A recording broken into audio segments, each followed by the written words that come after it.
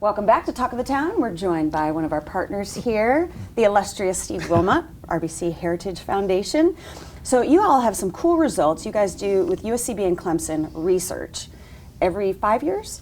Yes, every 5 years we've retained the rights or the services of Clemson University, working with the Dr. Bob Brookover, along with locally here USCB. Yeah. And economic impact study. Impact study, but then there's also spectator profile that's a part of it too. But we do it every 5 years, and we gather the information of our spectators from many different aspects of the tournament and their travel plans, their spend, which is important and all. And so it's something that's very important to us that we're able to share both with government officials as well as our sponsors and partners and volunteers, et cetera. Absolutely. And then also on the flip side, experientially, for folks to keep that fresh and updated. Yes, very, very much so. And we found out this year that it's in excess of $102 million just from the week of the tournament, and that's important. We are unique in the fact of a PGA Tour events that we are one of the higher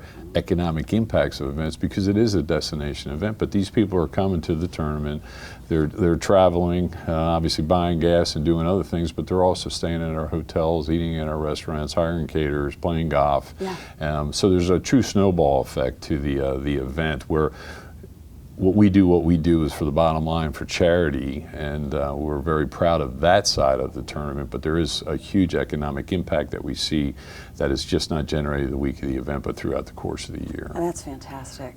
What are some of the questions that are asked? Well, we actually had, we were set up this year outside of the main entrance. Now, it's tough to say a main entrance when you're on a golf course and you have 1,000 different access points, but they were set up USCB students along with Clemson, and we had over almost 2,500 interviews or surveys done, and it's their spend, it's how many times they've been here, but also experiential things too, is from, how was the F&B, how was parking, our ticket prices, our spectators, female versus males, age, how many times you've been back here. It's amazing that almost 80% of our spectators have been to the tournament 10 times or more, but 90% of our spectators are going to come back to Hilton Head in this area another time during the course of the year. Yeah. So when we look at that impact of the event, certainly we can talk television and all, from the viewership and the eyes in the sky, the billions of people that are watching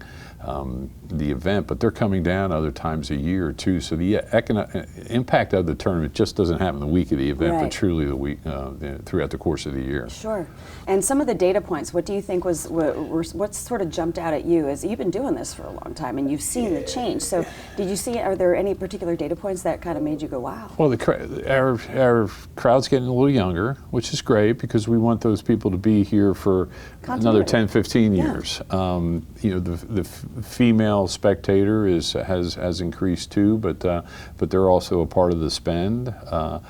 We realize that we have done some good things in change. Just because we've done things 5 years ago, let alone last year, might have been right, but it doesn't mean it's right now. So what can we continue to do to enhance the experience, to add value to their spend, whatever that might be, but also it's word of mouth is the biggest thing for us with the tournament. But this information is great for our sponsors. It's great to we're able to share this with them, knowing for the sake of the sponsors, how the age of our sponsors, their income, annual income, and things too, so we can target some different sponsors to help support the event as well. Some folks think that it might be out of reach. And it actually can end up, we have the data to show you that this is a really good fit for you. Yeah, and we're able to share that with our local government officials as well, certainly statewide, to talk about the importance of the event.